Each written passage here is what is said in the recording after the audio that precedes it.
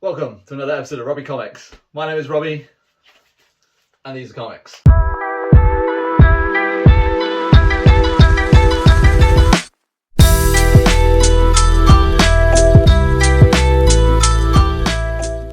So, I completely forgot to tell you guys that I actually went to a Comic-Con not that long ago. It was the Worcester Comic-Con, which Worcester's about a 4-minute drive from me, so it wasn't too far. I have to admit, it was a little disappointing. But out of all the vendors that were there, one was specialising in just comic books. So naturally, after doing a preliminary search around the entire convention, I pretty much spent most of my time there talking to the owners and basically buying a chunk of their comic books. So the first few books I've got here, these are all the ones that I picked up from that con, i.e. their booth. So first of all, we have, to continue with the Daredevil run, we have Daredevil issue 24. With Kazar on the front cover there.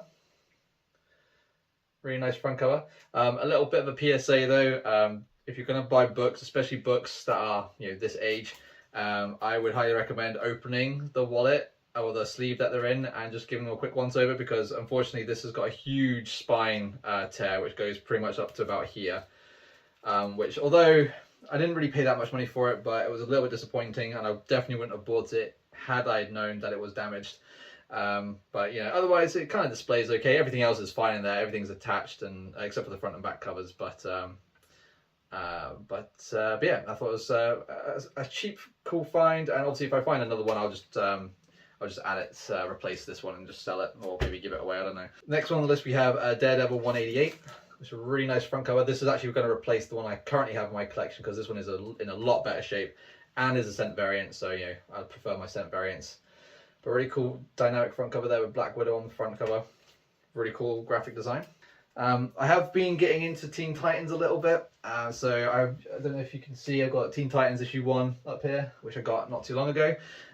So I'm slowly kind of like grabbing bits and pieces of the Teen Titans run as and when I can.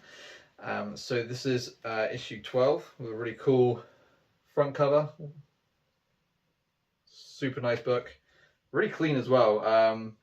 I think this must have been pressed recently, but yeah, it looks really clean and tidy. So, and almost no damage, or pretty much zero damage to it. So, can't see that there, but yeah, really nice front cover. And then we got Teen Titans issue 13 with Doom Patrol. I do kind of want to get into Doom Patrol as well. Out of all the DC books, I think Doom Patrol is definitely another one that, or another like old school Teen Titan, an old school run that I wouldn't mind collecting at some point. But yeah, got the. I obviously haven't seen the TV show either, so I kind of want to watch that too. But yeah, really nice front cover with that one. And this one was dirt cheap. I think I only paid like £5-6 for this one, but it's a one shot of the Silver Surfer.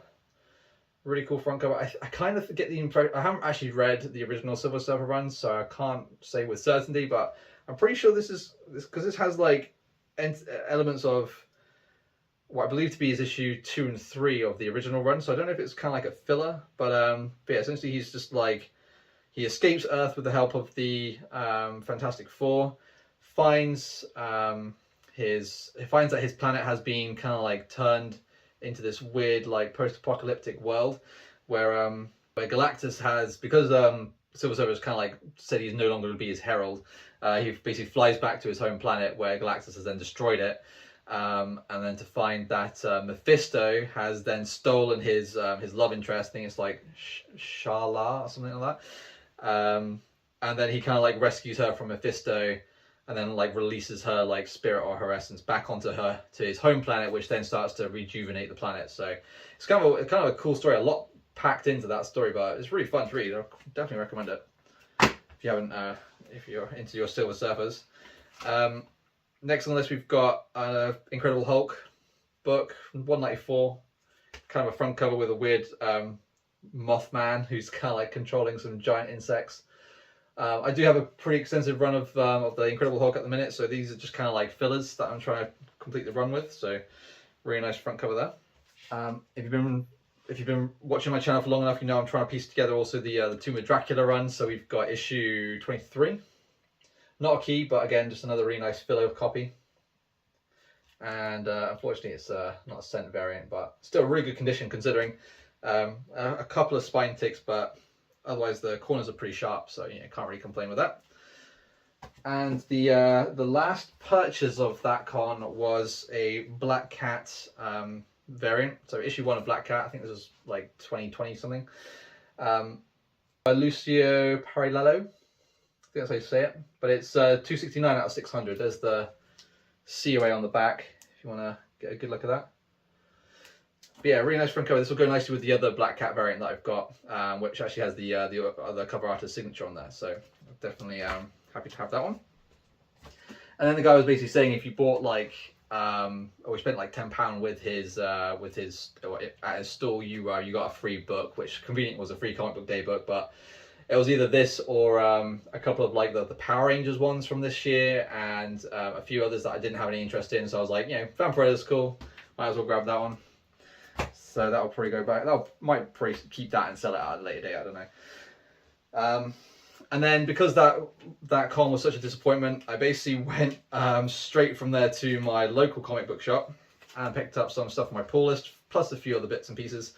So first we got the Incredible Hulk issue 2. Loving this new run. It is super gory. Well, it's more creepy than gory. But this one has zombies in it, and I love zombies, so I can't really complain with that one. It's a lot of fun, and I'm kind of enjoying the like story or connection between him and the little girl that he's kind of like, or the young teenage girl that he's kind of teaming up with at the minute. But yeah, definitely recommend this. It's such a fun, cool book, and if you like your horror stuff, this is definitely more of a horror take on the Hulk rather than a regular Hulk runs in and smashes everything. So enjoying that book at the minute. They also had the annual, so Hulk Annual 1, which I believe is kind of like a sequel to the Donny Cates run and a prequel to this new run, because it references some kind of gateway that's also then being referenced in issue 1 of the new Incredible Hulk. So I don't know, but I haven't read this one yet. I just kind of heard about it, so I'm looking forward to reading that one. And continuing on with the Hulk theme, I also picked up this. Again, I suck at remembering variant artist names, but I did pick up this one. So it's again Incredible Hulk issue 1 with a really badass artwork on there, kind of like very classic. I think it looks like it might be watercolors and Copics, based on the how it's been printed. But yeah, I paid like £4 or £5 for it, so standard book really.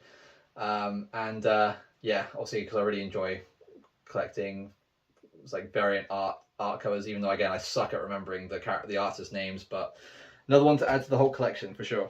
And then issue 15 came out, so picked up that one. This is kind of like a bit more of a fight between the scoundrel whose origin story was in the last issue. Basically She-Hulk beats the crap out of him and pretty much destroys his fancy flying ship, and and then I think there's like a bomb that's going to go off in a fountain somewhere in like Central Park or something, and basically Jack Apart just rocks in and just like absorbs the bomb anyway, and then he just, you know, there's a cute little moment between She-Hulk and Jack, and Jack then just flies off to dump essentially all the nuclear waste that would happen during the big explosion that would have killed the entire city. He just flies off and then takes that to the sun, so that's kind of cool. Enjoying that She-Hulk run, really cool. Next on the list we have World Tree issue 4, which has a bit of a bomb in it actually. The crazy chick, you can probably see her on the front cover. I think that's her. Yeah. Thea, as I think she's referred to in the book, is actually the sister of one of the guys who started or found the Undertree or Underworld, whatever it's called. I can't remember.